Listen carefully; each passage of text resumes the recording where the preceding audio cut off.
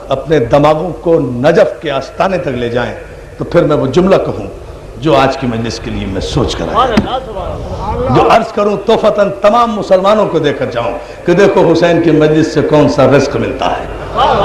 تمام مسلمانوں کی بہت توجہ۔ اب صرف ملت مسلمہ کا جو شرعی مسئلہ ہے وہ یہ ہے عزیزان محترم کہ جیسا عمل ویسی جزا،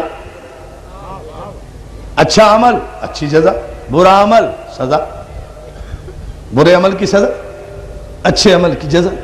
لیکن دوستو یہ ہمارے لیے ہے جن پر شریعت لاگو ہے، شریعت دینے والوں کو خدا عمل کے نتیجے میں رتبے نہیں دیتا۔ اگر عمل کے نتیجے میں شریعت دینے والے معصومین کو خدا رتبے دینے لگے تو صاحب آدم نے کیا عمل کیا؟ میں ابھی علی کی بات کہاں کر رہا ہوں، محمد آل محمد کی بات کہاں کر رہا ہوں۔ ابھی تو مجھے آدم سے نوح پر آنا ہے، نوح سے ابراہیم پر آنا ہے، ابراہیم سے موسیٰ پر آنا ہے، موسیٰ سے عیسیٰ پر آنا ہے۔ یہ ساری شریعتیں بیان کرتے ہوئے پھر ختمی مرتبہ تک آؤں گا انشاءاللہ، پھر کچھ عرض کروں گا بہت سے مرحلے۔ ابھی آپ صرف اس جملے پر ذرا سی توجہ فرما لیں کہ اگر ہر عمل کی جزا کی وجہ سے آدمی کو بلندی ملتی ہے تو وہ ہم ہیں۔ اچھا عمل کریں گے اچھی جزا ملے گی، برا عمل کریں گے سزا ملے گی۔ یہ ہمارے لیے ہے، اس لیے کہ ہم پر شریعت نافذ ہے، لیکن معصوم شریعت لے کر آتا ہے۔ اسے خدا جب صاحب شریعت بناتا ہے تو اس کے عمل کا انتظار نہیں کرتا،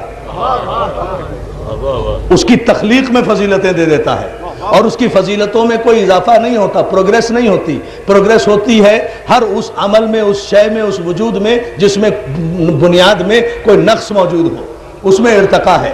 جو ایولیوشن تھیوری ہے نا آپ کی، ارتقائی تھیوری، اس تھیوری کا مقصد یہ ہے کہ جہاں کوئی کمی ہوگی نا وہیں تو ارتقا ہوگا نا۔ اور خدا جی نے معصوم بنائے، ان میں اگر کوئی کمی ہے تو پھر ان میں کمی تو نہیں ہے۔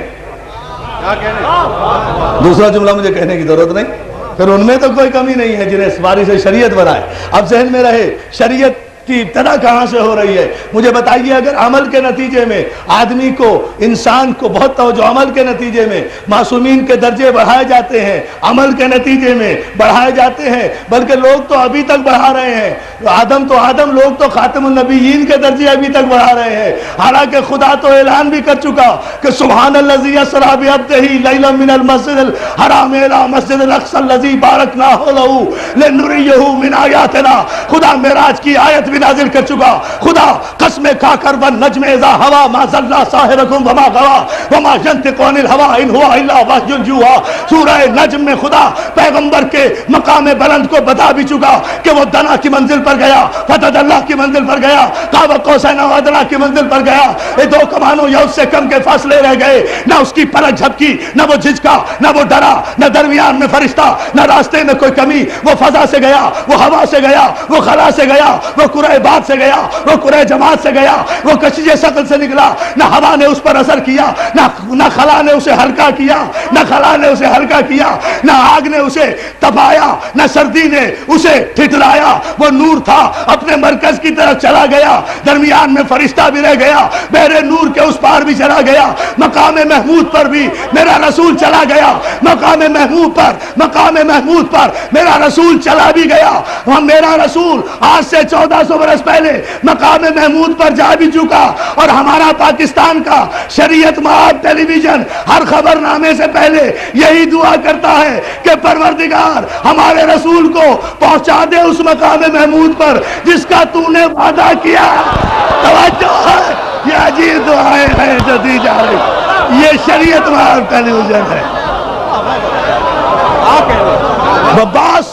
وَبَعَثُوا مَقَامًا مَحْمُودًا الَّذِي وَعَدَ، اور پہنچا انہیں اس مقام محمود پر، یعنی ابھی پہنچے ہی نہیں، ان کی دعا سے پہنچیں گے۔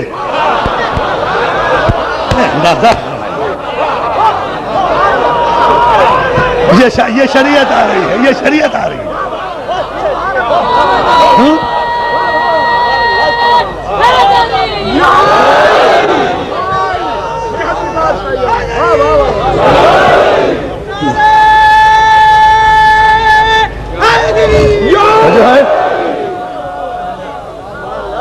یہاں بھی تک ہر خبر نامے سے پہلے یہی دعا کی جاتی ہے. تو اپنے وعدے کے خلاف نہیں کرتا، اس لیے ہم گزارش کرتے ہیں پہنچا دے انہیں مقام محمود. ان کے کہنے سے جائیں گے جب جن کا نبی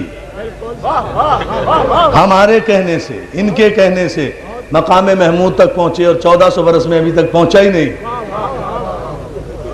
اس لیے مسلسل دعا ہو رہی ہے. تو پھر وہ مسلمانوں کا نبی تو نہیں ہے جو پلک جھپکنے میں گیا بھی اور آ بھی گیا، جو کائنات کی گردشیں روک کر، صلوات بھیجے نا محمد، کائنات کی گردشیں روک کر پہنچے اس مقام محمود پر. توجہ ہے نا جان محترم؟ ذرا سا اس امر پر اور آپ توجہ فرما لیں. تو یہ پھر انشاءاللہ اس پر گفتگو کریں گے، لیکن لوگ اس امر پر اور غور کر لیں کہ آدم نے ابھی کون سا عمل کیا ہے. آدم نے تو کوئی عمل نہیں کیا، نہ کوئی عبادت کی، نہ کوئی سجدہ کیا، نہ کوئی نبوت کا اعلان کیا، نہ کوئی شریعت پہنچائی، نہ کسی کو مسلمان کیا، نہ زمین پر آئے، نہ کوئی مصیبت اٹھائی، نہ کوئی عبادت کی، کچھ بھی تو نہیں کیا. بنے اور مسجود ہو گئے، بنے اور کائنات کی ساری قوتیں ان کے سامنے جھک گئیں.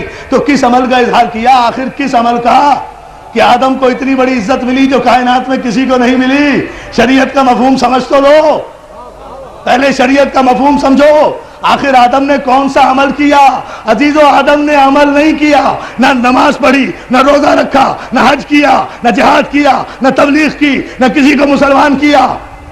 ابھی کوئی ایسا عمل نہیں کیا جس سے آدم کو یہ عزتیں ملتی.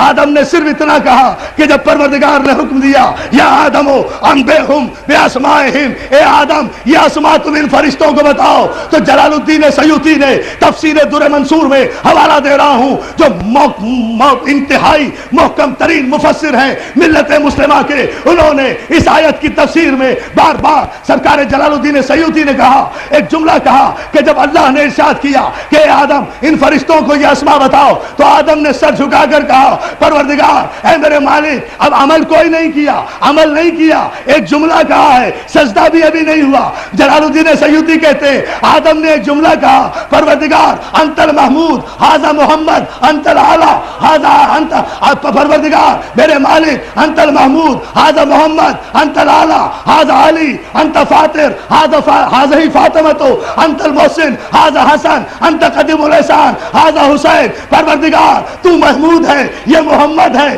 تو محمود ہے، یہ محمد ہے، تو اعلیٰ ہے، یہ علی ہے، تو فاطر السماوات والارض ہے، یہ فاطمہ ہے، تو قدیم ہے، یہ حسن ہے، تو قدیم ہے، یہ حسن ہے، تو محسن ہے، یہ حسین ہے. ادھر پنجتن کے الفاظ، پنجتن کے اسماء گرامی، ادھر یہ 5 حرف آدم کی زبان پر جاری ہوئے، ادھر سارے فرشتوں نے بلا چونو چرا سجدہ کر لیا. تو آدم نے پیدا ہوتے ہی کوئی عبادت نہیں کی، کوئی عمل نہیں کیا، اپنے عقیدے کا ٹھہرے ابھی اپنے عقیدے کا اعلان کیا کہ میں پنجے تنی ہوں. آدم نے اپنے پنجے تنی ہونے کا اعلان کیا. یہیں سے شریعت کی ابتدا ہوئی ہے کہ آدم نے اپنے عقیدے کا اعلان کیا، فرشتوں نے سجدہ کیا. 10 کروڑ پاکستان میں بسنے والے مسلمانوں پر طنز کرنے والے یزیدیوں، ذرا سوچ سمجھ کر حسین کے عزاداروں کو، جس میں شیعہ سنی سب شامل ہیں، سوچ سمجھ کر پنجے تنیوں کو کچھ کہا کرو، ذرا ذہن میں رکھا کرو تمہارا باپ آدم بھی پنجے تنی تھا. یہ ہے